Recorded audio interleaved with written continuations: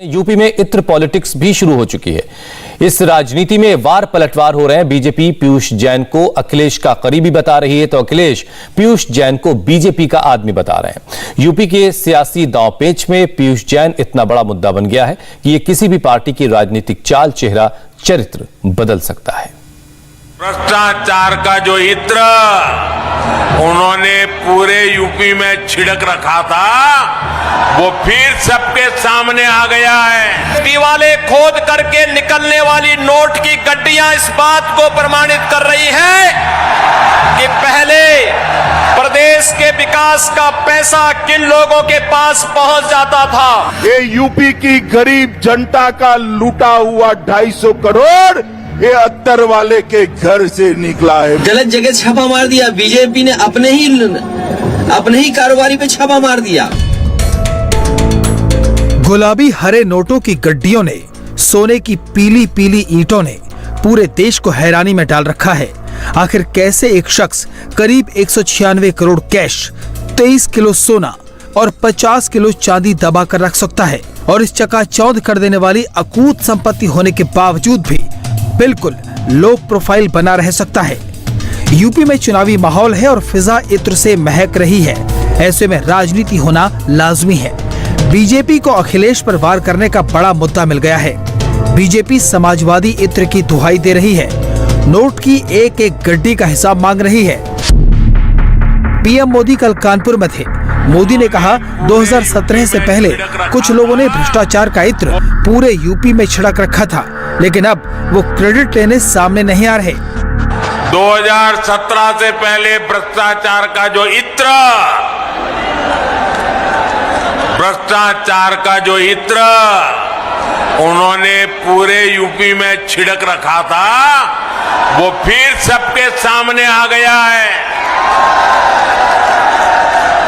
लेकिन अब वो मुंह पे ताला लगा के बैठे हैं, क्रेडिट लेने के लिए आगे नहीं आ रहे हैं। पिछले 5 दिनों से योगी आदित्यनाथ लगातार समाजवादी पार्टी पर हमला कर रहे हैं।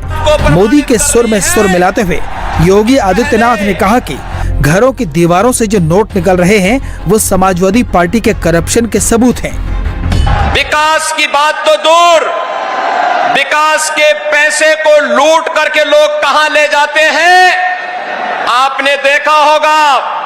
पिछले कुछ दिनों से दीवाले खोद करके निकलने वाली नोट की गड्डियां इस बात को प्रमाणित कर रही हैं कि पहले प्रदेश के विकास का पैसा किन लोगों के पास पहुंच जाता था। मोदी और योगी ने कानपुर से अखिलेश को घेरा तो अमित शाह ने हरदोई से हमला किया। अमित शाह ने ABCD का फुल फॉर्म बताया। मित्रों, ये समाजवादी पार्टी की ABCD ही उल्टी है।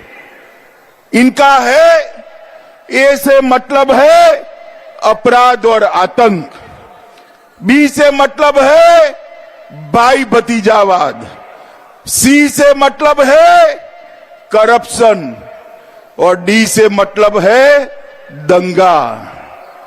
भारतीय जनता पार्टी ने ये पूरी ABCD पर पानी फेरने का काम किया है। इत्र कारोबारी पीयूष जैन किसका आदमी है, ये सवाल यूपी की सियासत में सबसे ज्यादा गरमाया हुआ है। बीजेपी पीयूष जैन को समाजवादी पार्टी का बताकर उसे मुद्दा बना रही है और करप्शन के मुद्दे पर अखिलेश के खिलाफ चक्रव्यूह तैयार कर रही है। अखिलेश यादव ने इसका जवाब दिया। वो पैसा जो निकला है, जिस समय खुलासा होगा और जिस समय सच्चाई सामने आएगी, आप पाएंगे भारतीय जनता पार्टी के लोगों से संबंधित, भारतीय जनता पार्टी से संपर्क रखने वाले लोगों का पैसा है। भारतीय जनता पार्टी को जो सबसे ज्यादा चंदा देते हैं कानपुर में, उनके लोगों का पैसा है। और ये बात तब भी साफ होगी जिस समय CDR की जानकारी सबको मिल जाएगी। उस पे आखिरकार इतना पैसा कहां से आया, ये बैंक्स बताएं, GST वाले बताएं और इनकम टैक्स वाले भविष्य में बताएं। भारतीय जनता पार्टी दूसरों को बदनाम करने के लिए किसी सीमा तक जा सकती है। पीयूष जैन के साथ पम्मी जैन का नाम भी जुड़ा। पम्मी जैन समाजवादी पार्टी के MLC हैं, इत्र के बड़े कारोबारी हैं। उन्होंने ही समाजवादी इत्र लॉन्च किया था। अब तक पम्मी जैन इस मामले में सामने नहीं आए थे, लेकिन इंडिया टीवी के कैमरे पर पम्मी जैन ने कहा, पीयूष जैन का समाजवादी पार्टी से कोई लेना देना नहीं।